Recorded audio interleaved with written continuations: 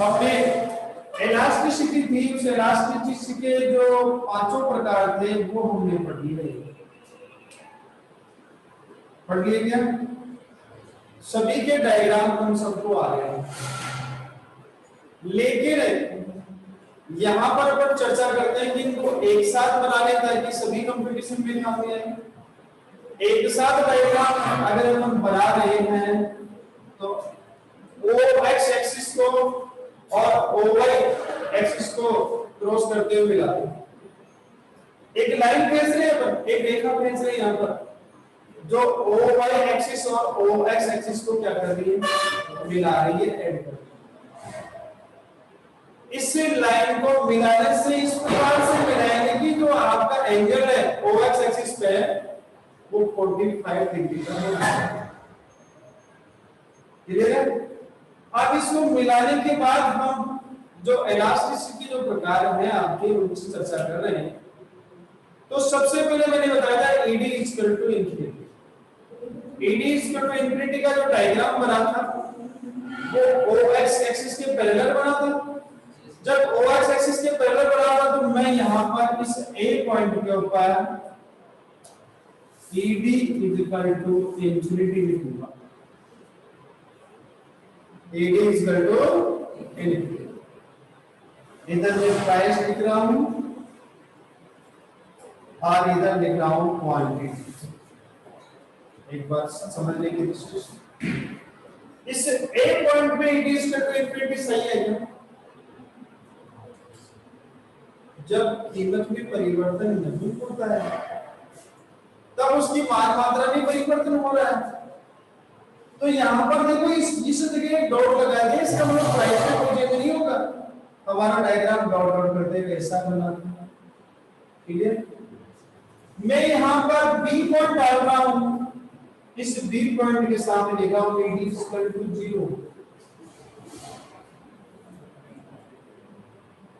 OY axis की parallel elasticity 0 होती, OX के पैरेलल इलास्टिसिटी इंफिनिटी होती। तो ऐसे यहां से ऐसे ही डायग्राम बना था। ED इक्वल टू क्या हो जाएगा? 0।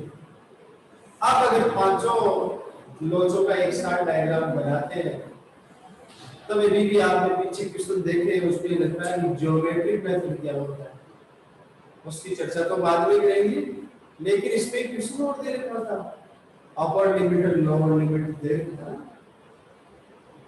तो यहाँ पर अगर इस एक ही डायग्राम से अपन लोच ज्ञात करना चाहते हैं तो इसके बराबर दो भागों में बांट लो। A पॉइंट और B पॉइंट को बराबर दो भागों में बांट लो। अगर बराबर दो भागों में बांट लेंगे तो इक्वेशन तो बन हो जाएगा। 10% अपॉन 10% बताया था मैंने एग्जांपल, अभी समोसे का एग्जांपल दिया था। तो ED equal to change Q percentage upon change की परसेंटेज वाले को की बात कर रहे हैं। तो 10 अपॉन 10 इक्वल टू 1 हो गया। जब किसी भी लाइन रेखा होती है, लाइन होती है, उसको अगर दो बराबर भागों में काट देंगे तो 50 अपॉन 50 इक्वल टू क्या होगा? 1 होगा। 1 upon 2 plus 1 upon 2 equal to भी 1 ही होता है। आपने बराबर दो भागों में काटा है तो 1 अपॉन 2 प्लस 1 अपॉन 2 यानी आधा प्लस 0.5 क्लियर है? तो यहां पर इसको दो बराबर भागों में बांटेंगे तो इसको नाम दे रहे हैं C पॉइंट। यहां पर क्या लिखेंगे? ED इक्वल टू, क्लियर है? इसी इक्वल टू 1 को भी आपने वाली गाइस को रीड करो तो आप लोगों ने क्या बताया कि सर रेक्टेंगल हाइपरबोला आयताकार अतिपरवलय होती है। इसका डायग्राम भी स्लोप ऐसे करता हुआ बनेगा।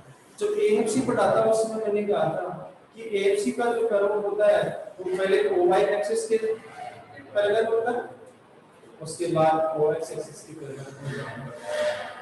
वो कभी भी किसी के एक्सिस को क्रॉस नहीं करता है, काटता नहीं, स्पर्श नहीं करता, राइट है? इसलिए अपन ने क्या करता था यहाँ पर रेक्टेंगल हाइपरबोला। अब आप वहां पर कोस्ट था और यहां पर क्या है? इलास्टिसिटी। तो पूछ ले कि कौन सी इलास्टिसिटी में रेक्टेबल हाइपरबोला होता है, तो कौन सी होगी, ED इक्वल टू 1। ऐसा क्यों, क्योंकि इस जो लोच होती है इस इलास्टिसिटी के ऊपर 45 डिग्री का एंगल बनता है, कोण बनता है। जहां 45 डिग्री का कोण बनेगा वहां पर लोच एक ही होगी। क्लियर।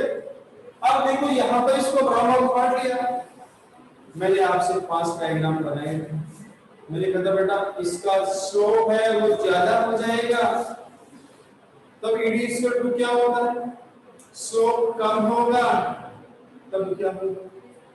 तो हम यहाँ पर तय कर सकते हैं यहाँ स्लोप कौन सा है, यहाँ कौन सा है। तो मैं यहाँ पर डिफॉल्ट लिख के बोल सकता हूँ इस एरिया में A से लेकर C के एरिया में कहीं भी आप ED ग्रेटर देन 1 और E पॉइंट पे ED लेस देन 1। क्लियर है। ये सभी लोचों का एक साथ डायग्राम बनाएं। अब पहला अपन ने ये एकाधिकारात्मक पढ़ा था, एकाधिकारात्मक की पहचान भी आपने पढ़ी थी कि वस्तु के अनेक क्रेता और विक्रेता होते हैं। वस्तु विभेदीकृत होती है यानी समरूप वस्तु नहीं होती है, क्यों, क्योंकि उसकी डिजाइन में, उसकी साइज में, उसके कलर में, टेस्ट में, प्रेफरेंस में किसी न किसी रूप में क्या होगा, परिवर्तन होता है।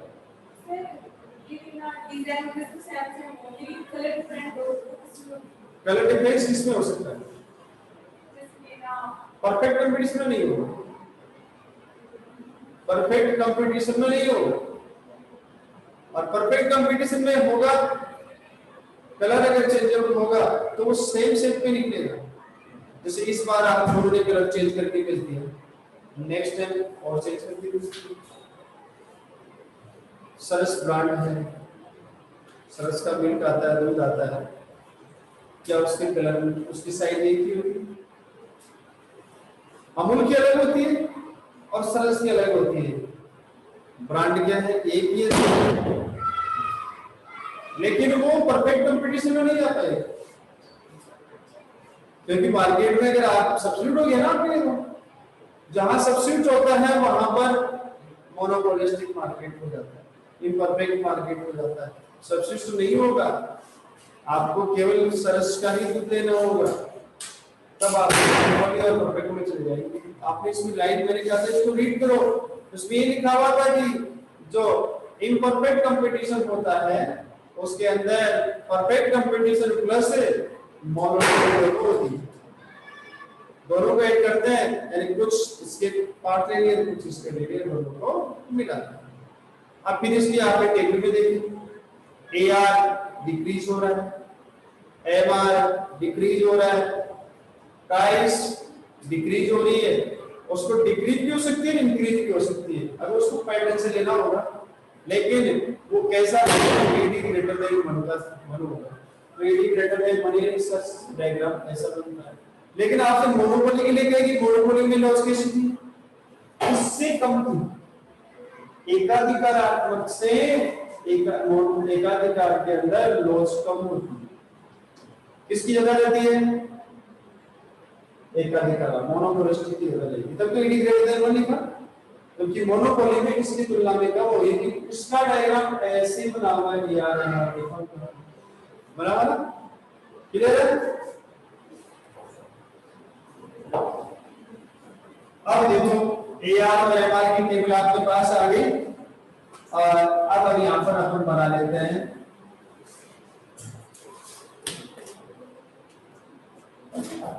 एकाधिकारात्मक में AR और MR वक्र,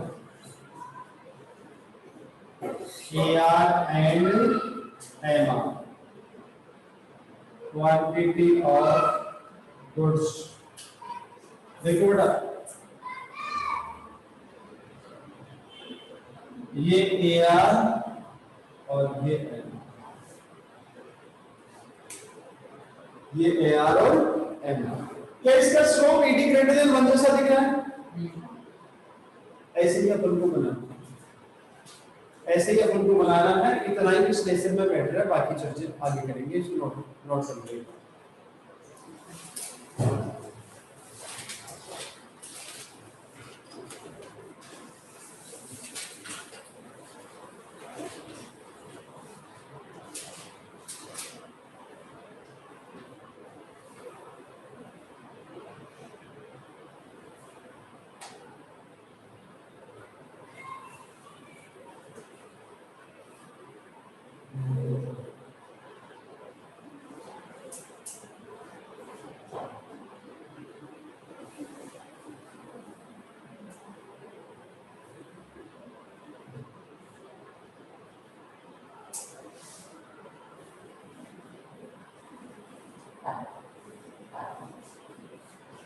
बता दूं?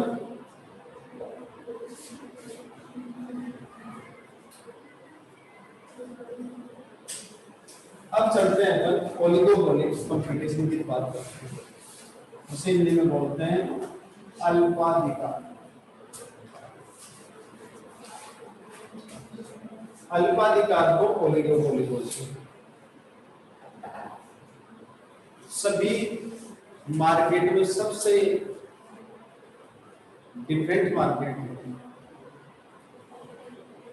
पूर्ण प्रतियोगिता में, एकाधिकार में, एकाधिकारात्मक में, तीनों से ये अल्पाधिकार या ओलिगोपोली बोल सकते हैं। इसमें अलग है। कैसे?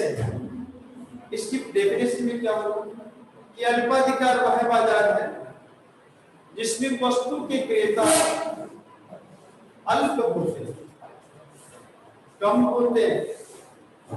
वस्तु के विक्रेता क्या होंगे? उधर का आधा एक ही विक्रेता होता है, उधर का आधा अनेक विक्रेता होता है। एकाधिकार में मुझे अनेक बताए थे अपन ने, लेकिन इसके अंदर क्या होते हैं, जो इसके प्रोड्यूसर होते हैं या जो सेल्समैन होते हैं, वो सेलर होते हैं, वो कोई भी हो, इसके अंदर क्या होता है, कम होते हैं। राइट है? अल्प मात्रा में इसकी जो फर्में होती है, कितनी फर्में होती है? कुछ ही फर्में होती है। अब कुछ ही फर्में होगी तो अल्पाधिकार में क्या होगा? आपस में कंपटीशन ज्यादा है। सपोज कीजिए कि एक ही कॉलोनी में दो ही दुकान है।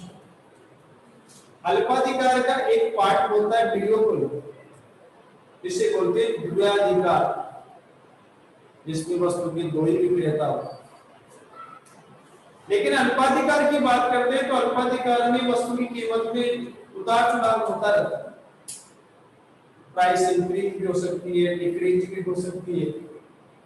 सपोज कीजिए कि मार्केट में दो ही फर्म हो, एक का नाम ए फर्म है, दूसरे का नाम बी फर्म है। मार्केट में फर्में कितनी हो? दो। फर्स्ट ए फर्म और दूसरी बी फर्म। राइट?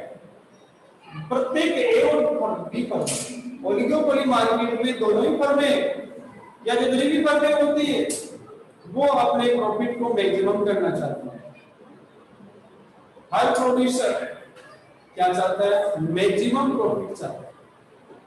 अब आप टॉपिक पढ़ रहे हैं ओलिगोपोली का, तब यहां पर दोनों आपस में कंपटीशन करते हैं, और कंपटीशन करेंगे तो इसका एआर कर्व और एमआर कर्व डिफरेंट टाइप का हो।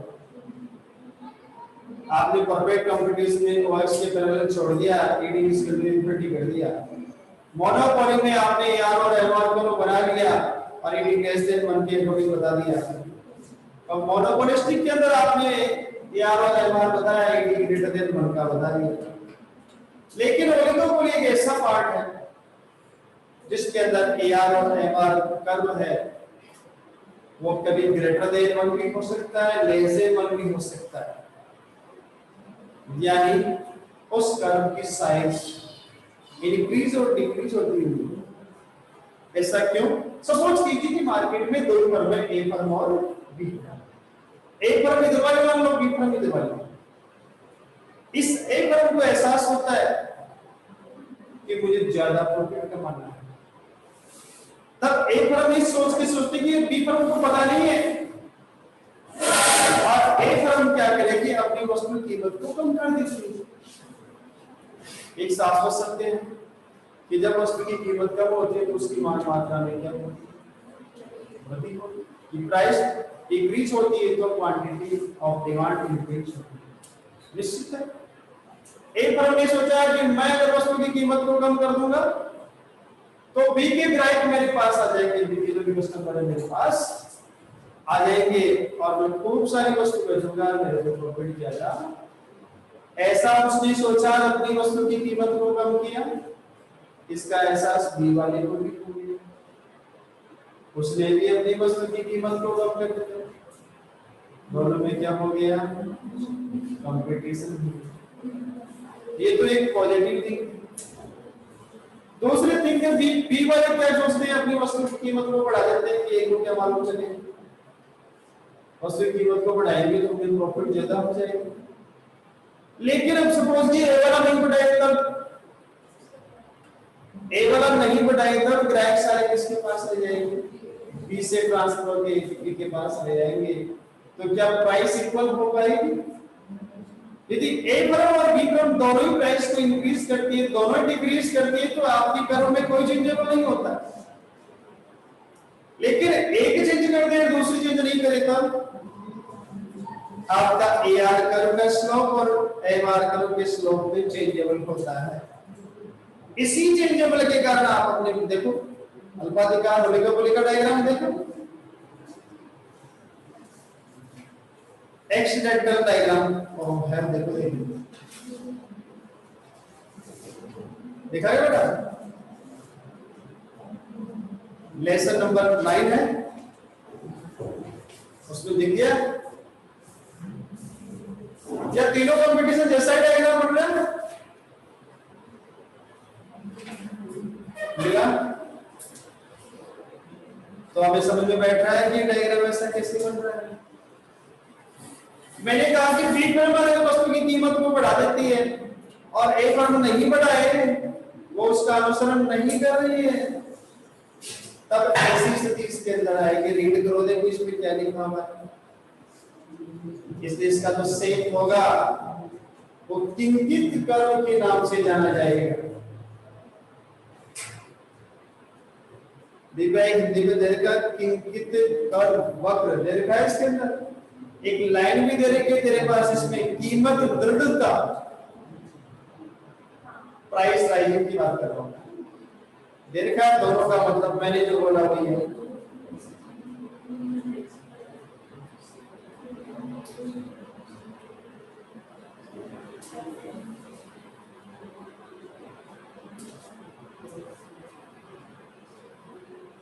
इसकी भी डीपली जो चर्चा होगी वो नेक्स्ट लेक्चर के अकॉर्डिंग होगी।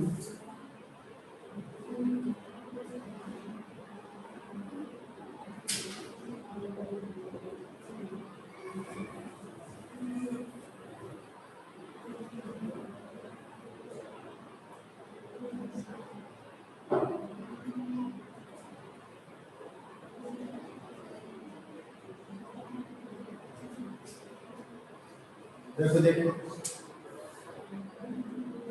डायग्राम को देखो, कहां से कहां टच करना है इसको। ये किसका हो गया? ए आ रखा। ये किसका हो जाएगा?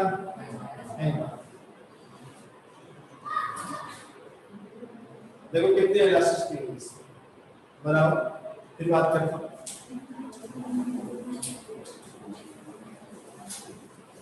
नीचे एमआर लिखा हुआ है यहाँ पर।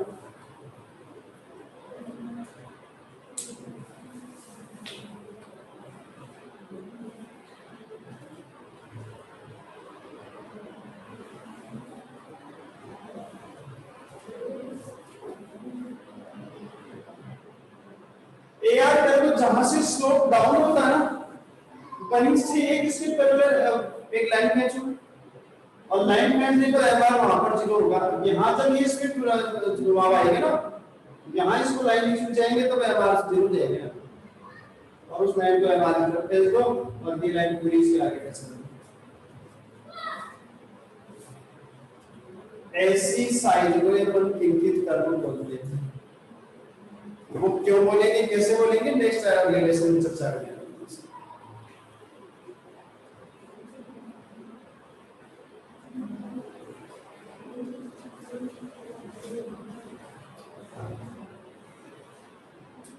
अब इसको रीड करो, इसके अंदर इस डायग्राम के नीचे क्या दे रहे हैं, देखो देखिए क्या कह रहे हैं।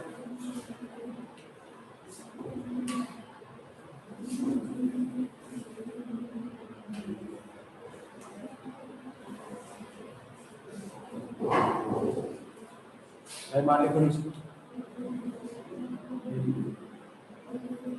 डॉट डॉट होगा, ये डॉट डॉट भी डालना है, डॉट डॉट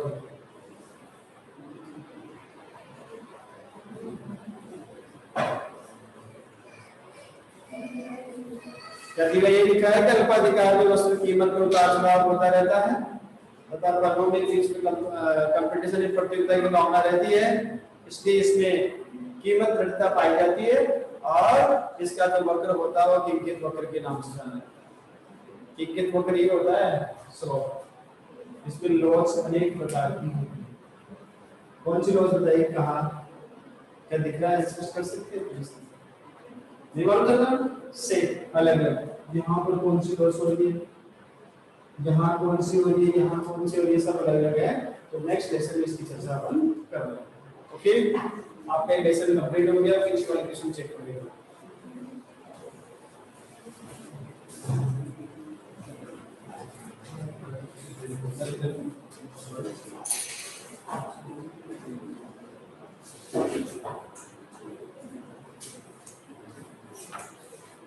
क्वेश्चन नंबर 1 की चर्चा करते हैं फिर यहाँ पर, और क्वेश्चन नंबर 1 की चर्चा करते हैं तब when sold quantity is multiplied by the price of product we get, अगर मल्टीप्लाइड की बात करते हैं शब्द आ गया गुणा करने पर, तो निश्चित रूप से अपन टीआर यार एमआर पर पढ़ रहे हैं, तो बेटा किसमें होगा, किसको कर रहे हैं, टीआर होगा निश्चित टोटल रेवेन्यू, कुल आगम या संप्राप्ति दिखावा होगा। क्वेश्चन नंबर 1 कंप्लीट, किसी को कोई डाउट? यदि आपको डेफिनेशन आ रही है तीनों, तो इससे संबंधित कोई भी क्वेश्चन हो तो बता सकते हैं। क्वेश्चन नंबर 2 की चर्चा करते हैं। इफ क्वांटिटी सॉल्ट दे रखा है, पढ़ लो इसको, और ए आर पूछा है इसमें, क्या पूछा है, ए आर पूछा है, simple, A R is equal to T R upon Q. तो देख लो आंसर कितना आएगा, स्वयं करना है, स्वयं करना है जो भी आंसर है। थर्ड क्वेश्चन है, in which market A R is equal to या इक्वल एम आर, ऐसा कौन सा बाजार है जिसके अंदर ए आर बराबर एम आर होता है, और परफेक्ट कंपटीशन। बेटा ये चीज ध्यान रखना, P इक्वल टू AR तो सब में चल रहा है, P इक्वल टू AR तो सब में चलेगा, लेकिन एक कंडीशन आती है P equal to AR equal to MR, तब आपको किस में जाना है, परफेक्ट कंपटीशन, राइट। दिमाग में भी आ गया होगा कि परफेक्ट कंपटीशन में AR और MR वक्र का सेम कैसा होता है, हमारे दिमाग में तुरंत आंशिक और स्टेक होता है। वहां पर जो इलास्टिसिटी है कौन सी होती है, लॉज अनंत मान की लॉज, ED is equal to infinity.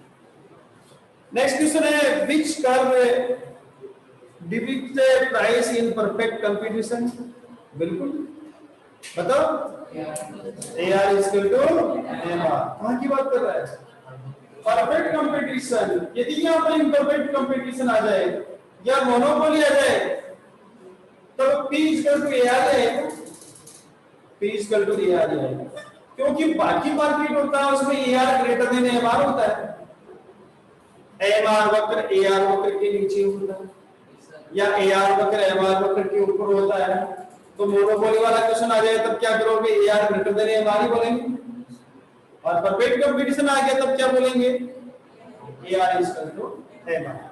Next question, in monopoly market relation between AR and MR, अभी बोला ना, AR greater than MR, right, clear है क्या? ये क्वेश्चन ऐसे पूछ सकता है कि जब PR मैक्सिमम हो तब MR क्या होगा,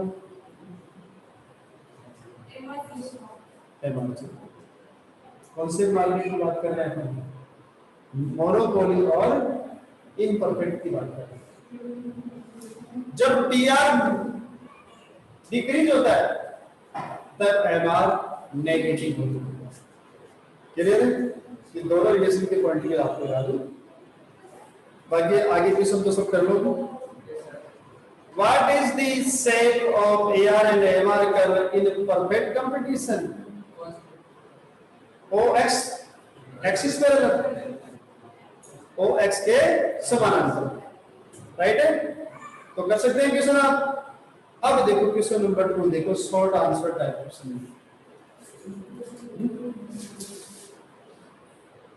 फर्स्ट क्वेश्चन तो आपको क्या करना है, expand AR and MR by in imaging table. आप अपनी कल्पना के आधार,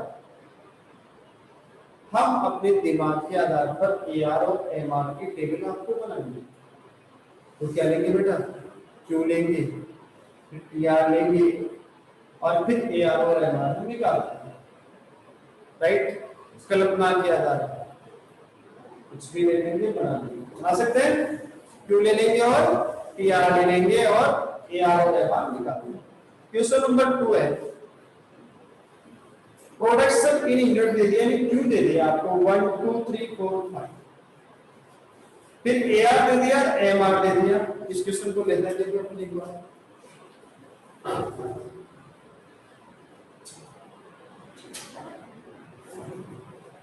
ऐसा क्वेश्चन बोर्ड में 2-3 बार पूछा जा चुका है। कितने कॉलम है, एआर एमआर और टीआर, 1 से लेकर 5 तक है। ऐसा क्वेश्चन अपन ने फर्स्ट में भी कर चुके हैं, अरे गैपिंग वाला क्वेश्चन कर चुके हैं।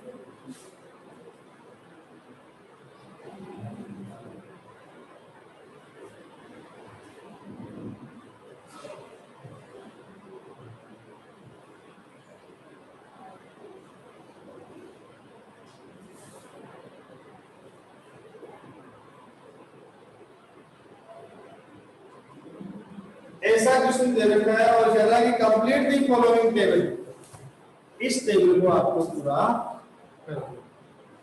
सबसे पहले आपको यहां पर AR equal to TR upon Q, MR equal to change TR upon change Q और TR equal to AR multiple Q और TR equal to sigma M। ये फॉर्मूले आपको याद है। यदि ये फॉर्मूला याद है तो हम आसानी से इस टेबल को पूरा कर सकते हैं। तो देखो बेटा, सबसे पहले क्या है, एमआर। क्या पूछ रहा है, इस टेबल को पूरा कर पाएंगे, नहीं कर पाएंगे। यहां पर भी पूरा नहीं कर पाएंगे, यहां पर भी पूरा नहीं करेंगे। सबसे पहले का कॉलम में इसको पूरा। तो टीआर कितना है, 6 बता सकते हैं। एमआर ज्ञात करने के लिए जब टीआर दिया और एमआर ज्ञात करते हैं तब क्या करते हैं, जब क्वांटिटी 1 से स्टार्ट होती है तो ऊपर वाली संख्या को 0 मान लें। यहां पर इस सेट्स को पूरा करने के लिए हम इसको लगा रहे हैं TRN माइनस TRN माइनस 1। जब फर्स्ट से दिया हो तब ऊपर वाले को 0 मान लेते हैं, तो नीचे वाली संख्या में से ऊपर वाली संख्या घटाएंगे तो 6 माइनस 0 इक्वल टू 6 हो जाएगा। यानी कुल 6 यहां पर हो डाउट क्लियर, 6 हो गया। अब 6 हो गया तो इसके अंदर आगे चलेंगे तब क्या करेंगे, ये 6 तो आ गया। अब यहां पर चलते हैं तो यहां पर AR का फॉर्मूला क्या होगा, TR अपॉन Q। यहां TR करेंगे और लेंगे, तब इसको बिठाओ। मैंने क्या कहा था, ये इसके पास आएगा, जब इसके पास आएगा तो इसको क्या बोलेंगे, ऐड करेंगे प्लस 2। एमआर से टीआर याद कर रहे हैं तब प्लस करते हैं और टीआर से एमआर याद कर रहे हैं तब माइनस करते हैं। तो 6 प्लस 4 इक्वल टू क्या हो गया, 10 हो गया। अगर तीनों के फॉर्मूले याद है तो तुम्हारा अपन आसानी से याद कर सकते हैं। क्या ये मैंने 10 लिखा हूं, सबको आ रहा है, क्लियर है, क्योंकि टी की टेबल कंप्लीट हो जाएगी। अब जिस कॉलम को याद करने के लिए आपके पास फॉर्मूला है Q, टीआर कितना है 10, Q कितना है 2, तो क्या आ जाएगा 5, राइट। अब चलो भाई, अब यहाँ पर एमआर और टीआर दोनों पूछ रहे हैं, तो टीआर होगा तभी एमआर होगा। लेकिन हमारे पास क्वांटिटी और एआर दोनों है, इसलिए इस ब्लैंक को भी पूरा कर सकते हैं। फॉर्मूला क्या है, TR is equal to AR into T. तो राइट है। अब ये 12 गया तो इसको अपन आराम से ज्ञात कर सकते हैं। टीआर एन कितना है 12, टीआर एन माइनस 1 कितना है 10, तो 12 माइनस 10 इज इक्वल टू 2।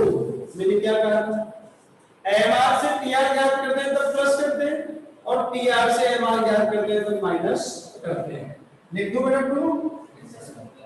अब आ जाओ नेक्स्ट में, टीआर ज्ञात करने के लिए किसकी आवश्यकता होगी, टीआर जो इसमें दिया हुआ। मैंने क्या था, इस 12 को किसके पास आना होगा, 0 के पास। ऐसा क्यों, क्योंकि इस 10 को 2 के पास आना पड़ रहा था, इस 10 को 2 के पास आके प्लस हो गई तो 12 बनाया, तो ये निश्चित रूप से 12 किसके पास आएगा, 0 के पास। अब 0 के पास आएगा, एमआर से टीआर ज्ञात करने के लिए एडिंग होगा, तो क्या करेंगे, ये भी प्लस हो जाएगा, तो ये कितना हो जाएगा 12। क्लियर। अब ये 12 टीआर आएगा तो एआर आसानी से ज्ञात कर सकते हो, TR is equal to TR upon Q, 12 upon क्या हो जाएगा, और क्या आ जाएगा 3। राइट। मुझे लगता है कि आगे वाले को पूरा करने के लिए ज्यादा सोचना पड़ेगा। सबसे पहले क्या याद करेंगे अपन, एमआर। एमआर में क्या करते हैं बेटा, TR N minus TR N minus 1, तो 10 minus 12 is equal to minus 10। Right. और इधर क्या आ जाएगा 2। नोट कर लो, ऐसी टेबल पूछने की चांस ज्यादा होते हैं, क्योंकि अगर टीआर दे दिया, एआर एमआर पूछ रहा है तब तो आसानी से निकाल देंगे, लेकिन ऐसे ब्लैंक होंगे तभी तो दिक्कत आती है। इसलिए इस चीज के लिए हमें पूरी टेबल याद होना जरूरी है। नोट कर लो, लास्ट नंबर कौन सा, ये फिफ्थ वाला बेटा, ये ब्लैंक था या अपन यही था ना, और ये दोनों ब्लैंक थे बेटा। सबसे पहले हमें किसकी आवश्यकता होगी, एआर की। एआर की आवश्यकता होगी। एआर का फॉर्मूला क्या है, देखिए टीआर और क्यू। यहां पर टीआर की वैल्यू कितनी है 10 और क्यू की वैल्यू कितनी है 5, तो 10 अपॉन 5 इसका तो क्या आएगा, तो राइट है। अब ये दोनों किसका है, एमआर का। एमआर का फॉर्मूला क्या है, देखो change TR upon change Q, या ये देख लो कौन सा, TR N minus TR N minus 1। ये भी नहीं आता तो नीचे वाली संख्या में से ऊपर संख्या उठा दो, तो 10 माइनस 12 इसका तो माइनस के क्या आएंगे 2 आएंगे, माइनस से क्या आएंगे 2 आएंगे। क्या मैं पूछ सकता हूं, ये जो एमआर की टेबल है वो कौन से कंप्यूटेशन की है, इसको देखिए किसकी है, एक का देखा मोनोपोली की, क्योंकि नेगेटिव स्लोप गया था उसके अंदर, तो किसकी हो जाएगी एक का देखा। हो गया। और किसी को कोई प्रॉब्लम हो तो ऐसे ही क्वेश्चन पूछ जाते हैं। बुक के क्वेश्चन के अंदर पेंसिल से भी नहीं पढ़ना है, पेन से भी नहीं पढ़ना है। जब भी आप रिवीजन करो तब इस क्वेश्चन को देखो, उतारो, फिर खुद करो। आंसर तो दे रखे, आप आपने अभी से पेन से कर दिया तब क्या होगा, तो मतलब ही नहीं होगा, फिर आपने तो इसको ऐसा क्वेश्चन ही नहीं मिलेगा। अब देखो next third question, no problem, read को दे थर्ड क्वेश्चन। क्या दे रखा है, calculate average revenue and market revenue from the following table. सारणी के आधार पर आपको औसत आगम और सीमांत आगम की पूर्ति करनी है। क्या दे दिया, प्रोडक्शन यूनिट कुछ नहीं दिया, टोटल रेवेन्यू यूनिट कुछ नहीं दिया, बुक में क्वेश्चन ने ब्लैंक छोड़ दिया, क्वेश्चन ही नहीं बनेगा तो आंसर ही नहीं बनेगा, लेकिन आप बना सकते हैं इसके आंसर आपके पास दे रहे हैं। चलो इसको प्रूव कर देते हैं। बुक में जब छाप रहा था इसमें मिस्टेक की, यस सर, हिंदी की डिमांड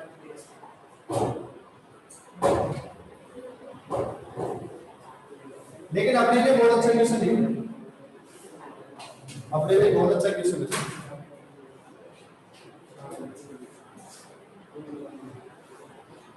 इंग्लिश मीडियम में तो दे रखा होगा, नहीं दे रखा, हिंदी मीडियम में नहीं दे रखा होगा। Yes sir. 1 से 5 है क्या? 0 से 6 तक है। 0 से है क्या? Yes sir.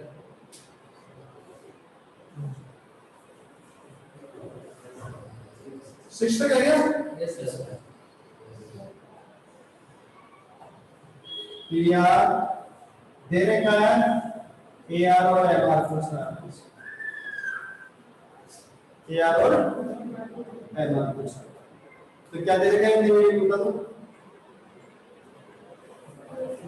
बोलो। 0 यस सर। 0 10 25 25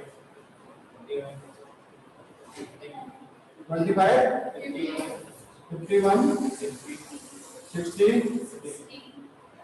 50 60 चलो निकलो ये बात प्रॉब्लम एआर और एमआर क्वेश्चन।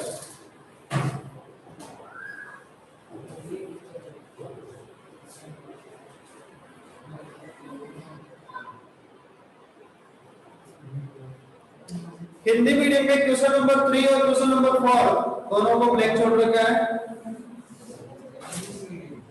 इसलिए क्वेश्चन नंबर 3 के जो ब्लैंक है टीआर मैंने आपको यहां पर बता दिया है, और क्वेश्चन नंबर 4 में क्वेश्चन गलत दे रखा है, टोटल रेवेन्यू की जगह आप एवरेज रेवेन्यू करोगे वहां पर।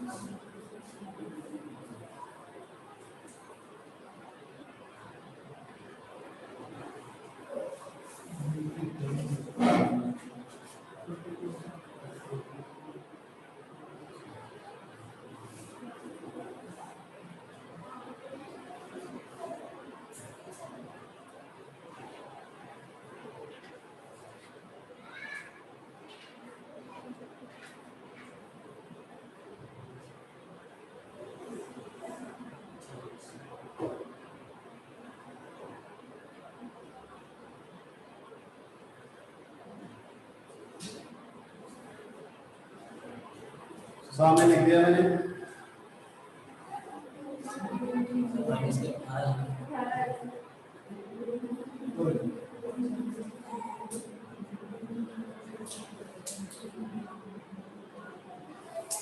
चेक कर लो।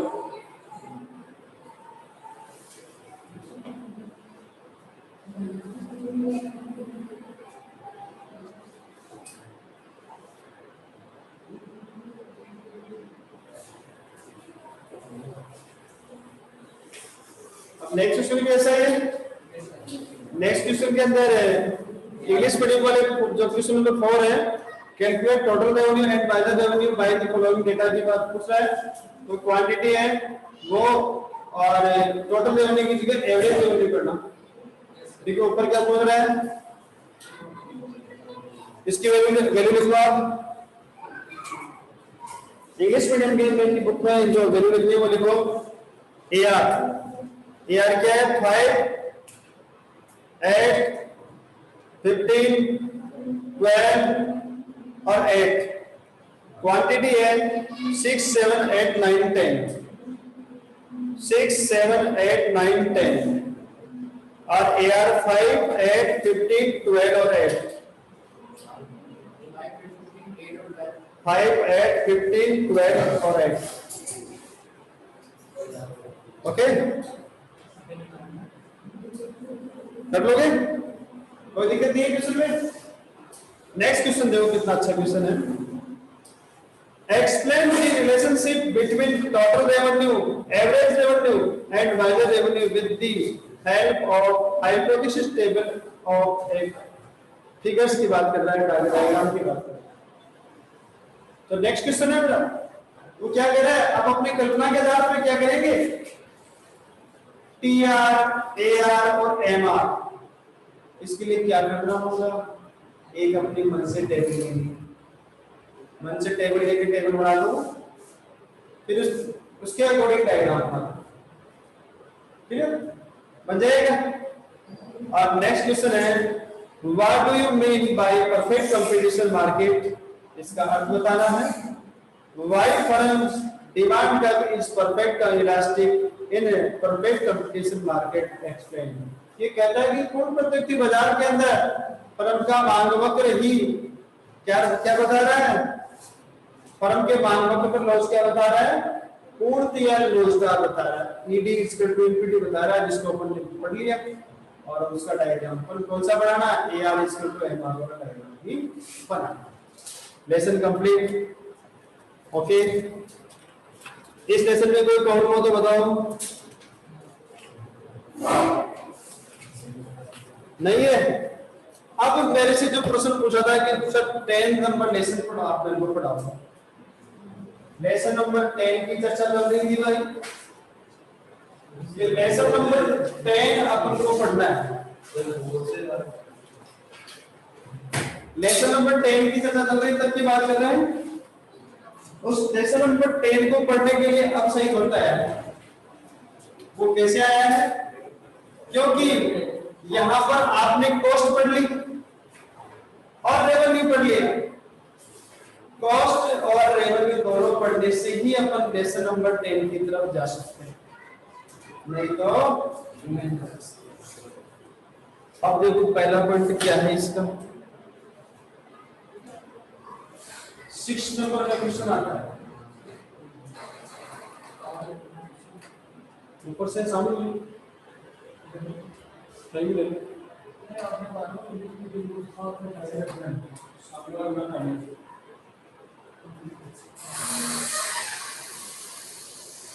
कहने का मतलब कॉस्ट और आपके पास रेवेन्यू की चर्चा करें।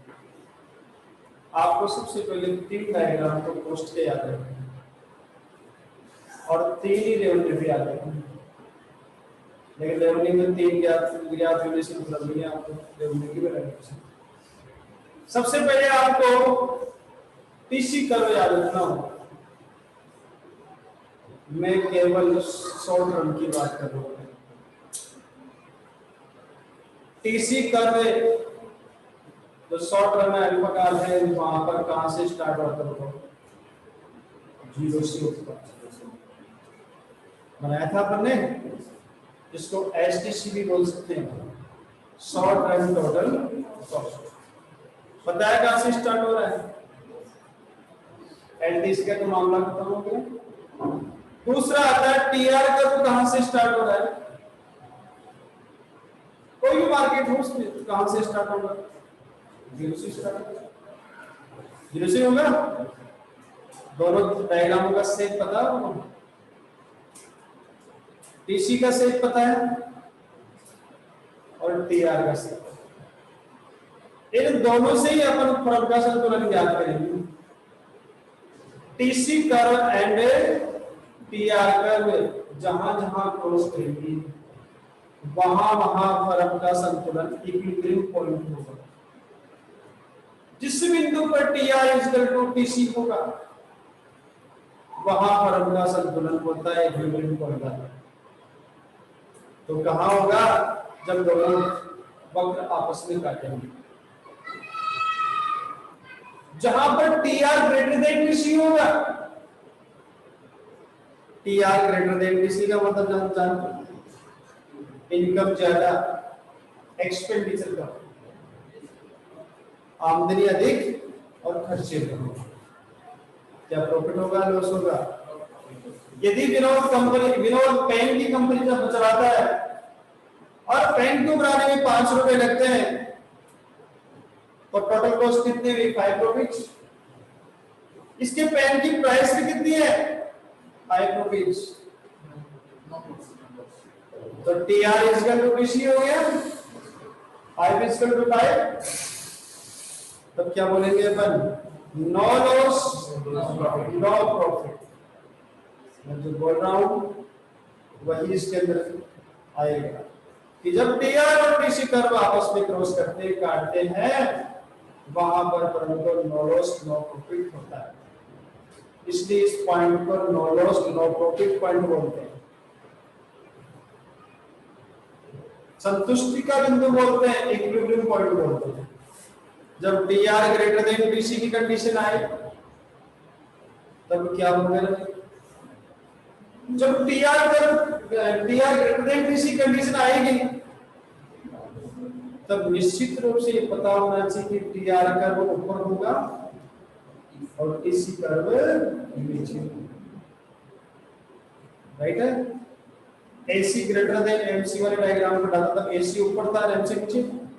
सेम ऐसे टीआर कर्व ऊपर होगा और टीसी कर्व। ऐसा कैसे? विनोद को पेन बनाने में 5 रुपए लग रहे हैं, इसकी प्राइस 10 रुपए है, तो 10 ग्रेटर देन 5 हो गया। तो टीआर ग्रेटर देन क्या हो गया? टीसी। जब डायग्राम में condition TR greater than TC की आती हो तब आपको प्रॉफिट होगा। क्या होगा? प्रॉफिट, लाभ होगा, निश्चित है। जब टीआर लेस देन टीसी हो या टीसी ग्रेटर देन टीआर हो, पेन को बनाने में 10 रुपए लग रहे हैं और उसकी प्राइस 5 रुपए है, बताओ क्या होगा? लॉस होगा, हानि होगी। तो जो पहला डायग्राम है अगर नंबर 10 में, उसमें 3 कंडीशन होगी। First, TR equal to TC. Second, TR greater than TC. और third, TC greater than TR बोल सकते हैं या टीसी लेस देन टीआर बोल सकते हैं, है ना? Sorry, TR less than TC बोल सकते हैं। क्लियर है?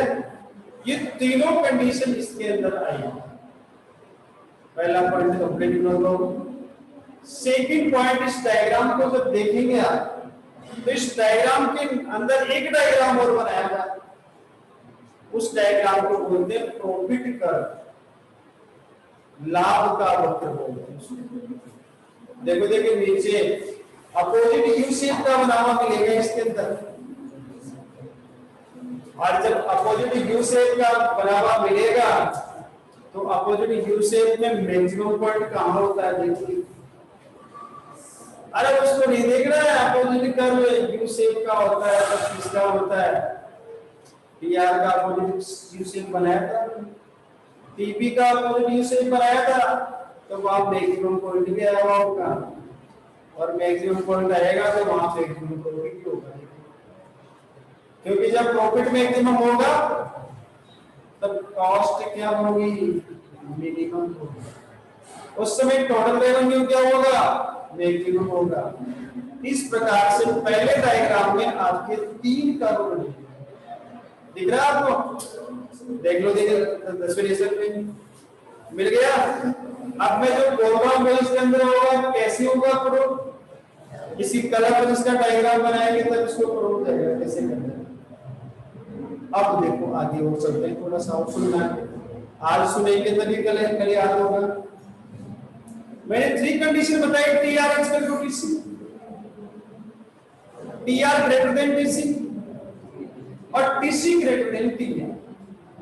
ये कंडीशन आपने 2 कर्व लिए, टीआर और टीसी के माध्यम से हमने एक फर्म की संतुष्टि का वक्र बनाए, संतुलन का वक्र बनाए, इसी का बी पॉइंट हो जाता है कि साहब आपने टीआर कर और टीसी का विषय तो बना लिया, लेकिन अभी मैं केवल बुक की चर्चा आज नहीं, को थोड़ा सा डीप भी जाऊंगा सेकंड में। अगर अपन हायर लेवल पे जाएंगे तब इसका बी पॉइंट ये होता है कि इसमें एआर की भी आवश्यकता होती है, एमआर की भी आवश्यकता होती है, एसी की भी आवश्यकता होती है, एमसीटी की आवश्यकता होती है, 4 वक्रों की आवश्यकता होती है, यानी एवरेज एंड मार्जिनल टर्म की आवश्यकता होती है, औसत व सीमांत वक्रों की आवश्यकता होती है। औसत व सीमांत दोनों को इसी क्लास से साथ लेते हैं।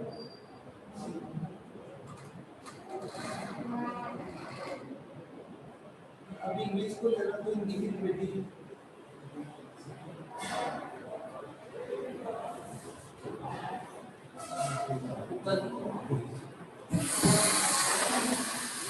चारों वक्रों की आवश्यकता होती है और चारों वक्रों के द्वारा ही हम फर्म का संतुलन, वही प्रॉफिट कैसे होता है, नो लॉस नो प्रॉफिट कैसा होगा और लॉस कैसे होगा।